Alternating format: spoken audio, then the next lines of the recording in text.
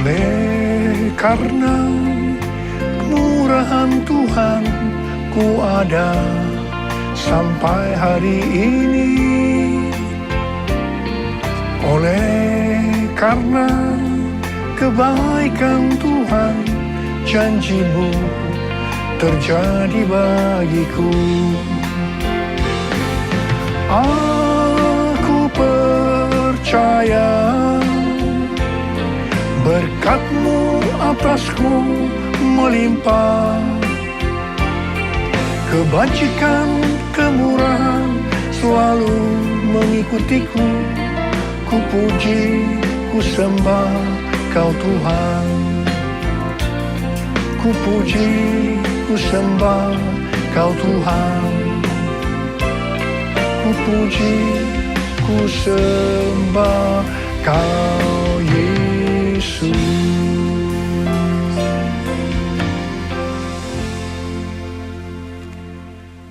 Saudara, kalau kita ada sebagaimana kita ada hari ini, semata-mata karena kemurahan Tuhan. Tuhan Yesus itu baik. Dia sungguh baik dan sangat baik kepada kita semua. Saya tidak tahu keadaan saudara, tetapi apapun yang kita alami, enak maupun tidak enak, ketahuilah bahwa Tuhan Yesus itu baik. Dia sangat mengasihi kita semua. Yang setuju katakan amin.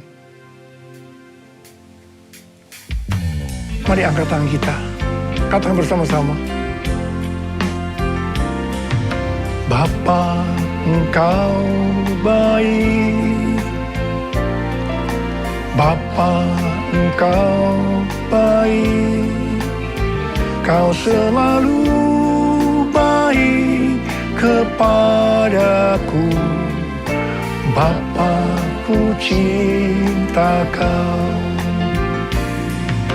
Bapa, ku cinta Kau. Bapa, ku cinta Kau. Mari angkat tangan saudara, katakan bersama saya, Tuhan Yesus. Tuhan Yesus, Tuhan Yesus, Engkau baik. Engkau sungguh baik dan sangat baik. Taruh tangan kanan di dada kita kepada saya. Kepada saya. Kepada saya. Bapa, Engkau melihat anak-anak-Mu sedang menaruh tangan mereka di dada mereka. Engkau menyatakan kasih-Mu. Engkau baik buat kami semua, Tuhan. Bapa, hamba berdoa buat mereka. Mereka memerlukan Tuhan hari-hari ini. Banyak masalah-masalah yang mereka hadapi. Tolong ya Abah, tolong anak-anak-Mu semua. Berikan mereka kekuatan, damai sejahtera-Mu di tengah-tengah keadaan dunia yang makin tidak menentu ini. Tolong anak-anak-Mu. Oh, tolong kami semua. Bapa, Engkau baik. Engkau baik. Engkau baik. Engkau sungguh baik dan sangat baik pada kami. Dalam nama Yesus. Amin. Memasuki tahun 2022, yang adalah tahun paradigma yang baru, Tuhan berbicara kepada kita melalui Yesaya 43 ayat 18 dan 19 yang berkata, firman-Nya, janganlah ingat-ingat hal-hal yang dahulu, dan janganlah perhatikan hal-hal yang dari zaman purbakala. Lihat, aku hendak membuat sesuatu yang baru, yang sekarang sudah tumbuh. Belumkah kamu mengetahuinya? Ya, aku hendak membuat jalan di padang gurun, dan sungai-sungai di padang belantara. Melalui ayat-ayat ini, Tuhan hendak berbicara kepada kita tentang 3 hal. Hal yang pertama, jangan terus mengingat-ingat pengalaman-pengalaman yang pernah kita alami di masa lalu. Biarlah yang lalu itu berlalu. Fokuskan perhatian kita kepada hal-hal yang di depan ini. Tuhan berkata, Dia mempersiapkan yang baru bagi kita. Mungkin kita belum tahu hal-hal yang tidak masuk akal sedang Tuhan siapkan buat kita. Seperti di zaman itu, membuat jalan di padang gurun dan sungai-sungai di padang belantara, itu mustahil dikerjakan oleh manusia. Tetapi bagi Tuhan tidak ada yang mustahil. Ini adalah paradigma yang baru. Tuhan berjanji kepada kita sesuai dengan yang terdapat dalam Ulangan 28 ayat 13 dan 14 yang berkata, Tuhan akan mengangkat engkau menjadi kepala dan bukan menjadi ekor. Engkau akan tetap naik dan bukan turun. Apabila engkau mendengarkan perintah Tuhan Allahmu yang kusampaikan pada hari ini, kau lakukan dengan setia. Dan apabila engkau tidak menyimpang ke kanan atau ke kiri dari segala perintah yang kuberikan kepadamu pada hari ini, dengan mengikuti Allah lain dan beribadah kepadanya. Hal yang kedua, Tuhan berbicara kepada kita semua bahwa pada tahun 2022 ini, Tuhan akan menolong dan membebaskan kita dari masalah-masalah yang terjadi dalam seluruh aspek kehidupan kita. Apakah itu masalah sakit penyakit, masalah keluarga, masalah pelayanan, masalah bisnis, masalah sekolah, masalah masa depan, dan lain-lain. Dengan cara-cara yang baru atau paradigma yang baru. Kita akan mengalami seperti yang dituliskan dalam 1 Korintus 2 ayat 9 yang berkata, apa yang tidak pernah dilihat oleh mata, dan tidak pernah didengar oleh telinga, dan yang tidak pernah timbul dalam hati manusia, semua yang disediakan Allah untuk mereka yang mengasihi Dia. Katakan amin. Mengasihi Tuhan Yesus adalah taat kepada perintah-perintahnya. Hidup intim dengan Tuhan dan menyenangkan hati Tuhan.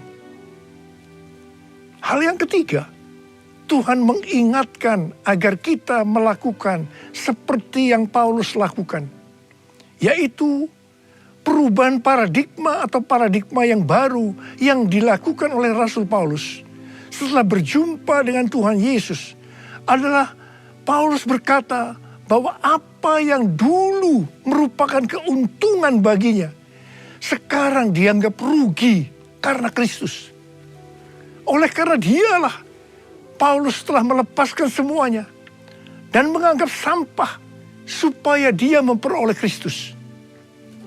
Seperti Paulus berkata dalam Filipi 3 ayat 13 dan 14, bahwa dia melupakan apa yang telah di belakangnya. Artinya melupakan yang dulu dia lakukan dan mengarahkan kepada apa yang ada di hadapannya dan berlari-lari kepada tujuan yang artinya mengejar meskipun menderita untuk memperoleh hadiah, yaitu panggilan surgawi dari Allah dalam Kristus Yesus. Dalam Filipi 3 ayat 15 bagian A, Rasul Paulus juga mengajak kita yang sudah percaya dan sudah lahir baru untuk melakukan yang seperti dia lakukan, yaitu berlari-lari kepada tujuan, yang artinya mengejar sekalipun menderita untuk memperoleh hadiah berupa mahkota. Kita juga harus berpikir tidak hanya masuk surga saja, tetapi masuk surga dengan hadiah berupa mahkota. Yang mau katakan amin? Kalau ada di antara kita yang berkata, sudah mengalami lahir baru, tetapi kelakuannya adalah paradigma yang lama atau paradigma duniawi, kita harus bertobat. Kita harus mengingat 2 Korintus 5 ayat 17 yang berkata, jadi siapa yang ada di dalam Kristus, ia adalah ciptaan baru. Yang lama sudah berlalu, sesungguhnya yang baru sudah datang. Yang percaya sekali lagi katakan, amin. Kalau kita membaca kitab Nabi Hagai, di situ Tuhan menegur orang Israel karena mereka hanya sibuk membangun rumahnya sendiri. Tetapi rumah Tuhan tidak dibangun dan tetap menjadi reruntuhan. Tuhan berkata kepada orang Israel, karena itu lihatlah keadaan dirimu. Kamu menabur banyak, tetapi membawa pulang hasil sedikit. Kamu makan, tetapi tidak sampai kenyang. Kamu minum, tetapi tidak sampai puas. Kamu mendapat upah, tetapi tidak pernah cukup. Karena seperti ditaruh dalam pundi-pundi berlubang. Ini bisa diartikan banyak pengeluaran yang tidak terduga. Seperti karena sakit, dicuri, ditipu, dirampok, dan lain-lain. Dan teguran yang sama sekarang juga Tuhan berikan kepada kita. Karena hari-hari ini banyak di antara kita yang sibuk membangun keperluan-perluan kita secara jasmani. Sedangkan manusia rohani kita tidak dibangun, tidak diperhatikan. Pertanyaannya, bagaimana dengan keadaan saudara? Apakah sama dengan keadaan orang Israel pada waktu itu? Selanjutnya Tuhan berkata kepada orang Israel, bahwa kalau mereka membangun rumah Tuhan, maka mereka akan diberkati, baik secara jasmani maupun rohani. Dan hal yang sama, Tuhan juga berkata kepada kita hari-hari ini, bahwa kalau kita membangun manusia rohani kita, sehingga menjadi serupa dengan gambar Yesus, maka Tuhan akan mencurahkan berkat secara jasmani maupun rohani. Haleluya! Tuhan mengingatkan kita bahwa paradigma yang lama, yaitu pola pikir duniawi yang berdampak kepada kehidupan duniawi, akan berujung kepada kebinasaan. Karena itu, miliki dan hidupi paradigma yang baru, sehingga kita akan menjadi serupa dengan gambar Yesus. 1 Petrus 2 ayat 9 berkata, tetapi kamulah bangsa yang terpilih, imamat yang rajani, bangsa yang kudus, umat kepunyaan Allah sendiri, supaya kamu memberitakan perbuatan-perbuatan yang besar dari Dia, yang telah memanggil kamu keluar dari kegelapan kepada terangnya yang ajaib.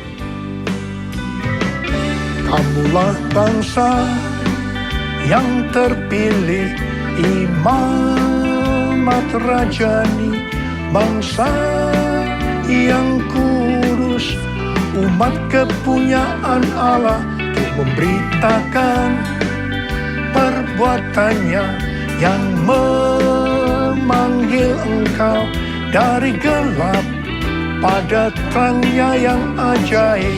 Akulah bangsa yang terpilih, imamat rajani, bangsa yang kudus, umat kepunyaan Allah, untuk memberitakan perbuatannya yang memanggil aku dari gelap pada terangnya yang ajaib. Kita diingatkan bahwa kita adalah umat kepunyaan Allah sendiri. Kita adalah umat pilihan Tuhan. Kita dipilih sejak berada dalam kandungan ibu kita. Kita dipilih sejak sebelum dunia dijadikan. Kita adalah umat yang kudus. Kita adalah imamat yang rajani. Arti daripada imamat yang rajani adalah, arti yang pertama, kita adalah imam kepunyaan raja. Atau imam yang melayani raja di atas segala raja, untuk taat kepada segala perintahnya. Arti yang kedua dari imamat yang rajani adalah status kita sebagai imam dan raja, sesuai dengan Wahyu 5 ayat 10 yang berkata, dan engkau telah membuat mereka menjadi suatu kerajaan dan menjadi imam-imam bagi Allah kita, dan mereka akan memerintah sebagai raja di bumi. Memerintah sebagai raja di bumi itu artinya, yang pertama, menyatakan kuasa Allah seperti yang dilakukan oleh Tuhan Yesus dengan mengusir setan, melenyapkan penyakit, menghardik badai. Jadi kita diberi kuasa untuk melakukan hal-hal itu.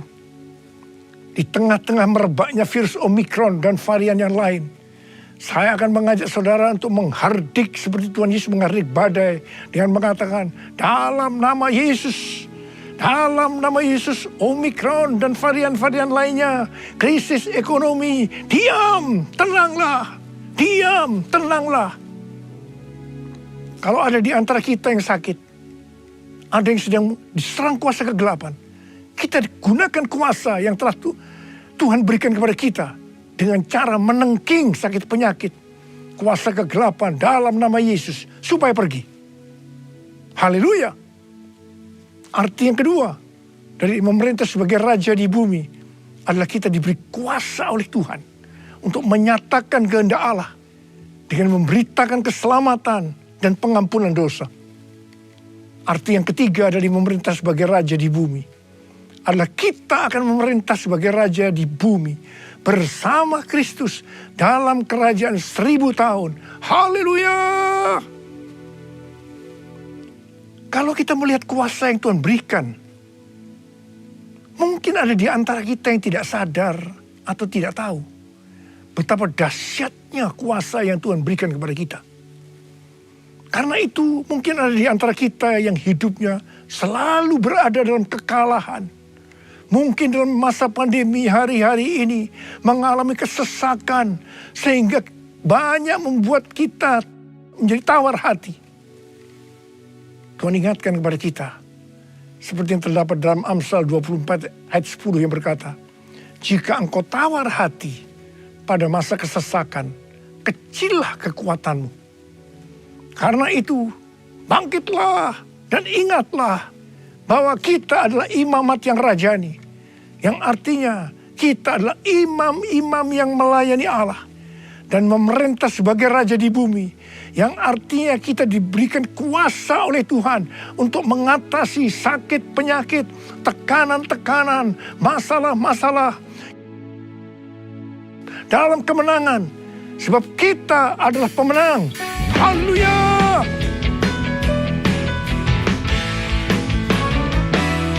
Haleluya!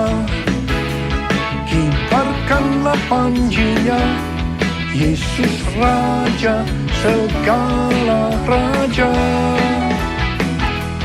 Haleluya!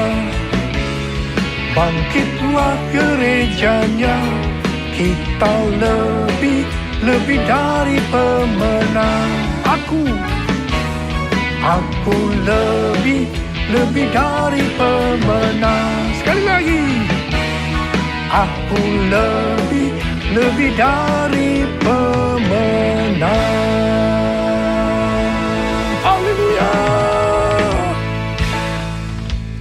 Pada waktu Tuhan Yesus sampai di seberang Danau Galilea di daerah orang Gerasa, baru saja Yesus turun dari perahu, datanglah seorang yang kerasukan roh jahat dari pekuburan menemui dia. Orang itu diam di sana dan tidak ada seorang pun lagi yang sanggup mengikatnya, sekalipun dengan rantai, karena sudah sering ia dibelenggu dan dirantai. Tetapi rantai diputuskannya dan belenggunya dimusnahkannya, sehingga tidak ada seorang pun yang cukup kuat untuk menjinakkannya. Siang malam ia berkeliaran di pekuburan dan di bukit-bukit sambil berteriak-teriak dan memukuli dirinya sendiri dengan batu. Ketika ia melihat Tuhan Yesus dari jauh, berlarilah ia mendapatkannya, lalu menyembahnya. Dan dengan keras ia berkata, apa urusanmu dengan aku, hai Yesus, Anak Allah yang Maha Tinggi? Demi Allah, jangan siksa aku. Karena sebelumnya Yesus mengatakan kepadanya, hai engkau roh jahat, keluar dari orang ini. Kemudian dia bertanya kepada orang itu, siapa namamu? Jawabnya, namaku Legion, karena kami banyak. Ia memohon dengan sangat supaya Yesus jangan mengusir roh-roh itu keluar dari daerah itu. Adalah di sana di lereng bukit sejumlah besar babi sedang mencari makan. Lalu roh-roh itu meminta kepadanya, katanya, suruhlah kami pindah ke dalam babi-babi itu. Biarkanlah kami memasukinya. Yesus mengabulkan permintaan mereka. Lalu keluarlah roh-roh jahat itu memasuki babi-babi itu. Kawanan babi yang kira-kira 2.000 jumlahnya itu terjun dari tepi jurang ke dalam danau dan mati lemas di dalamnya. Maka larilah penjaga babi itu dan menceritakan hal itu di kota dan di kampung-kampung sekitarnya. Lalu keluarlah orang untuk melihat apa yang sedang terjadi. Mereka datang kepada Yesus dan melihat orang yang kerasukan itu sudah duduk. sudah berpakaian, dan sudah waras. Orang yang tadinya kerasukan legion itu. Maka takutlah mereka. Orang-orang yang telah melihat sendiri hal itu menceritakan kepada mereka tentang apa yang telah terjadi atas orang yang kerasukan setan itu. Dan tentang babi-babi itu. Lalu mereka mendesak Yesus supaya ia meninggalkan daerah mereka. Pada waktu Yesus naik ke dalam perahu, orang yang tadinya kerasukan setan itu meminta supaya ia diperkenankan menyertai dia. Yesus tidak memperkenankannya, tetapi ia berkata kepada orang itu, "Pulanglah ke rumahmu, kepada orang-orang sekampungmu, dan beritahukanlah kepada mereka segala sesuatu yang telah diperbuat oleh Tuhan atasmu, dan bagaimana Tuhan telah mengasihi engkau." Orang itu pun pergilah dan mulai memberitakan di daerah Dekapolis segala apa yang telah diperbuat Yesus atas dirinya. Dan mereka semua menjadi heran. Di sini kita melihat siapa saja dan apa saja, termasuk setan, iblis, badai yang mengamuk, sakit, penyakit, harus menurut perintah Tuhan Yesus. Mengapa? Sebab Tuhan Yesus itu adalah Allah itu sendiri. Karena itu bagi Tuhan Yesus tidak ada yang mustahil. Dia sanggup menyembuhkan saudara. Dia sanggup memberikan mujizat dalam setiap aspek dalam kehidupan saudara. Ada berapa banyak di antara saudara yang memerlukan mujizat Tuhan? Angkat tangan saudara. Kita nyanyikan lagu ini bersama-sama. Dia sanggup, Yesus sanggup melakukan perkara yang besar. Dia sanggup, Yesus sanggup memulihkan yang terluka, menyembuhkan yang menderita. Dia sanggup memulihkan hidupmu. Sekali lagi katakan. Dia sanggup, Yesus sanggup melakukan perkara yang besar. Dia sanggup, Yesus sanggup memulihkan yang terluka, menyembuhkan yang menderita. Dia sanggup memulihkan hidupmu. Dia sanggup memulihkan hidupku. Dia sanggup memulihkan hidupku. Dia sanggup memulihkan hidupku. Dia sanggup memulihkan hidupku. Sekali lagi. Dia sanggup memulihkan hidupku. Angkat tangan saudara. Uralaba syaralaba kanama yaralaba yaralaba.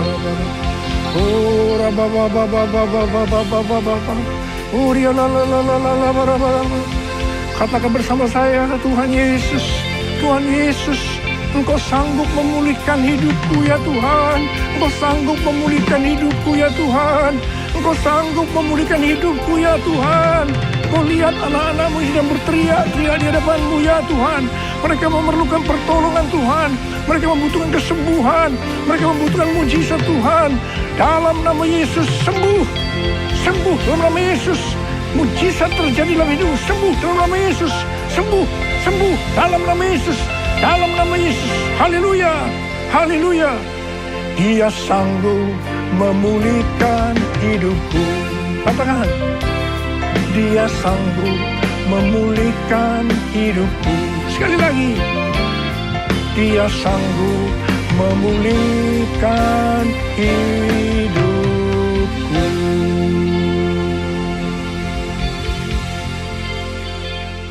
Terima kasih Tuhan. Terima kasih. Dalam nama Yesus. Amin.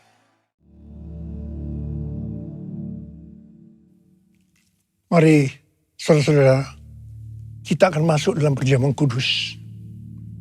Kita akan mengingat ayat ini.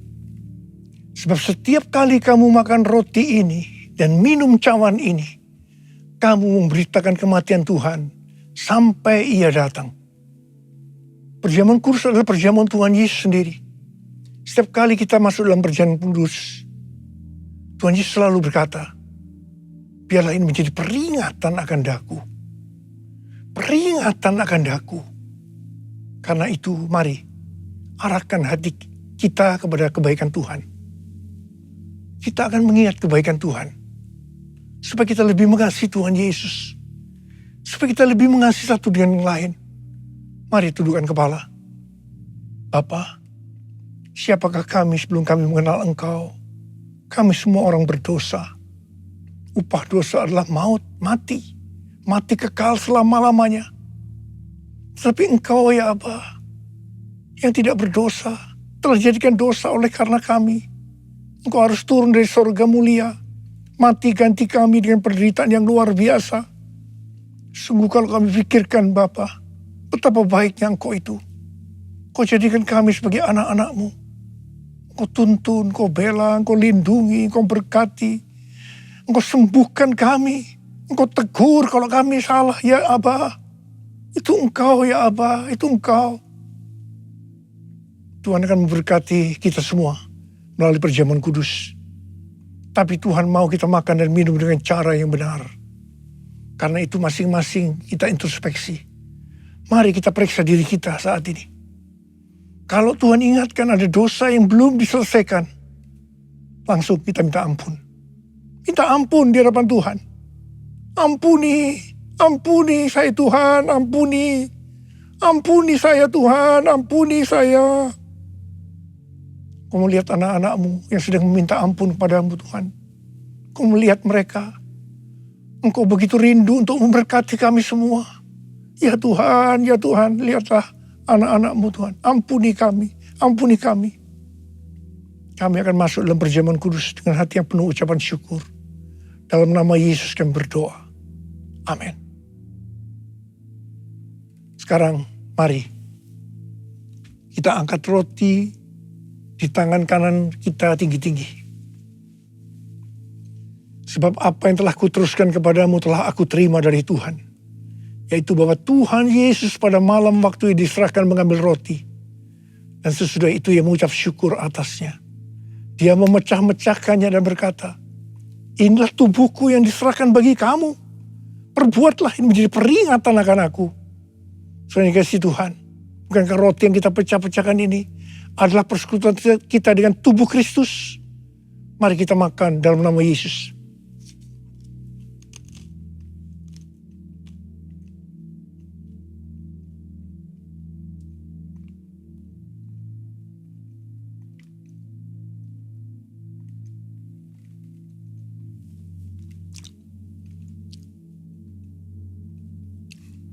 Angkat cawan di tangan kita tinggi-tinggi.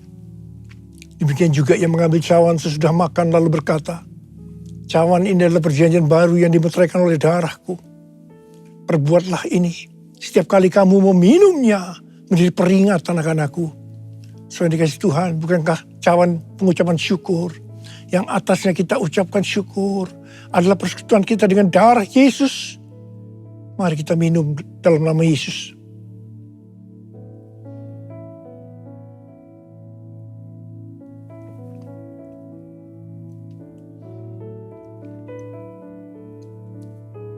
Mari ucapkan syukur dan terima kasih kepada Tuhan dengan suara. Jangan diam, keluarkan suara. Tuhan terima kasih. Tuhan terima kasih ya Tuhan. Kami mengucap syukur ya Tuhan. Terima kasih buat kebaikan-Mu ya Aba. Oh rada bara bara bara bara bara bara. Oh Yesus. Oh Yesus, Yesus, Yesus, Tuhan Yesus, Tuhan Yesus. Bapa terima kasih. Terima kasih. Terima kasih pesan-Mu hari ini. Oleh bilur-bilur-Mu kami semua disembuhkan. Oleh bilur-bilur-Mu kami semua disembuhkan. Terima kasih Tuhan. Kami berdoa bagi mereka yang sakit saat ini. Angkat tangan saudara yang sakit, yang memerlukan kesembuhan, yang memerlukan mujizat Tuhan. Sembuh dalam nama Yesus. Sembuh dalam nama Yesus, mujizat terjadi. Terima kesembuhan, terima mujizat Tuhan, terima.